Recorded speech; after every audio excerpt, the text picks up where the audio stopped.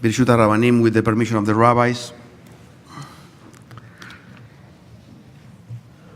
It's not an easy time, and it was not a simple Torah reading. Torah reading, the time that we are in, they both deal with death. The death of Sarah opens the reading. The death of Abraham closes the reading. Exactly a week ago, we learned in this sanctuary about the tragedy in Pittsburgh. We are still mourning. We are still in need of healing. Today, I wanted to focus part of my Dvar Torah on the goal that guided the life of Abraham and Sarah. Continuity. If you look closer to their lives, it was all about continuity. If we look close to the tragedy in Pittsburgh, we find that the attack was towards our continuity. So, to that continuity, to the younger amongst us, I want to talk to you directly. You're part of an amazing civilization, the one that taught humanity that God is one and only one. You're part of a people that teaches that every person is created in God's image and cannot even infer that he or she is better than the other. You're part of a civilization that sustains that we need to take care of widows, orphans, and strangers. And yet, Bechol Dor Bador, in every generation, there were and there will be people ready to destroy us. Young fellows, you are part of an eternal tradition that cannot be divided by temporary candidates. So, tell them you don't want to hear more politicians telling you our thoughts and our prayers are with the families of the victims.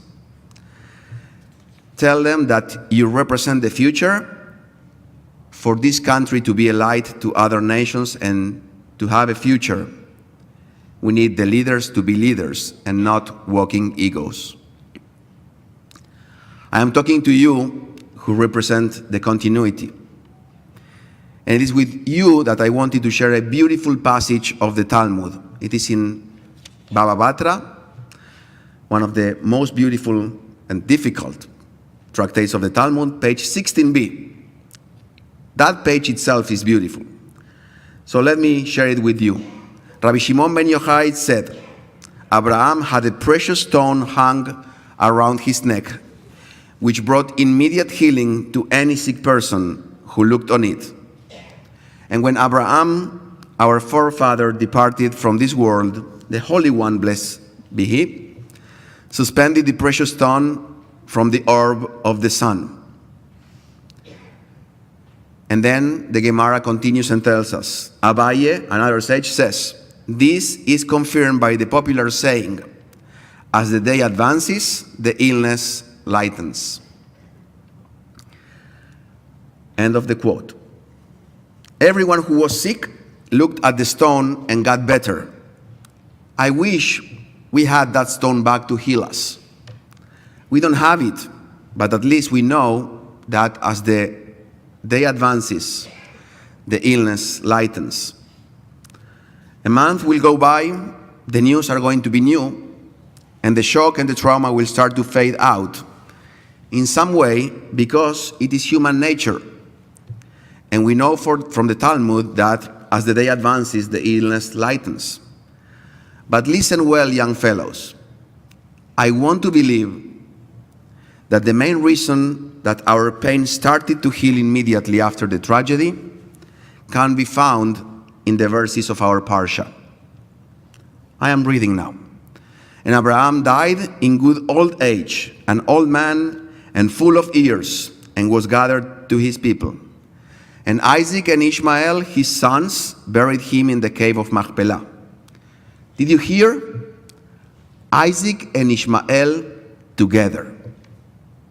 After all their past, their differences, after all their complexities, after all the discrepancies they had, they together buried Abraham. The support, the love, the compassion, the kindness that we received from the community made us feel that we were not burying our 11 people by ourselves. We were not alone. Ishmael was with us. Many others were with us. People from different faiths were with us, and they are with us today here. And I want to thank especially my friend, Monsignor Ed Filardi, who is here.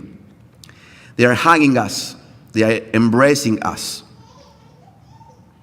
Following the teaching of Abraham, who said, Ki anashim achim anachnu. We are brothers and sisters.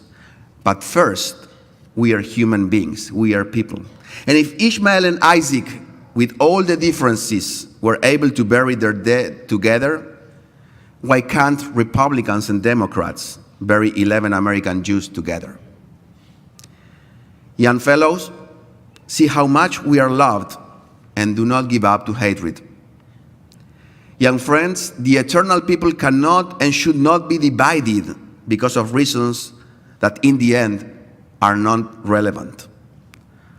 Our hope is that you will be able to repair the fracture. So when we feel that tears are not going to stop, when the pain invades us, look around and see that hate, bigotry, racism, anti-Semitism are not going to succeed because of you and because of those who are with you. Hate, bigotry, racism, anti-Semitism are not going to prevail because of the power of love. And that power is much, much, much stronger. It is with the spirit of that power that we want to honor those who died in Pittsburgh. With the power of love that we receive and we give, that I want to ask you to join the clergy of Bethel in the song, Kol Haolam Kulo. So please, Hazan Lubin, Hazan Fradkin, Rabbi Harris, please join us in song, Kol Haolam Kulo Gesher Tzar Meod. The whole world is a very narrow bridge, Ve'aikar lo lefached klal. The most important thing is not to fear. Kol haolam kulo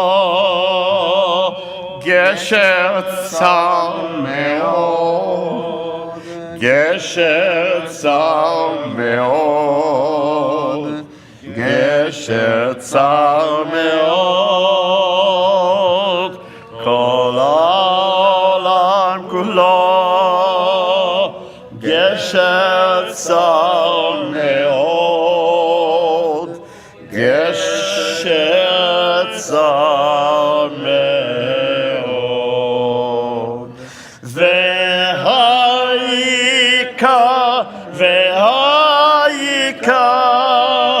lo לפחד כלל. והעיקר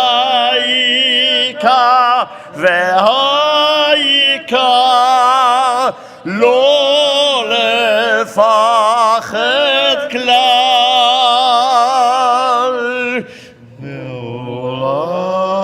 העולם כולו גשר צר מאוד,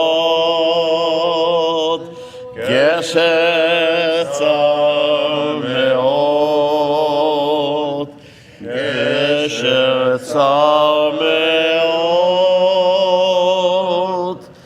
כל העולם כולו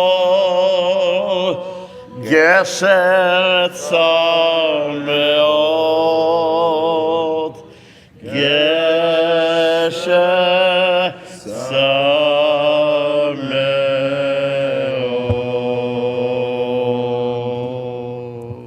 May the memories of Joyce Feinberg, Jerry Rabinovich, David Rosenthal, Cecil Rosenthal, Irving Younger, Dan Stein, Rose Mallinger, Richard Gottfried, Bernie Simon, Sylvan Simon, and Mel Wax be for a blessing.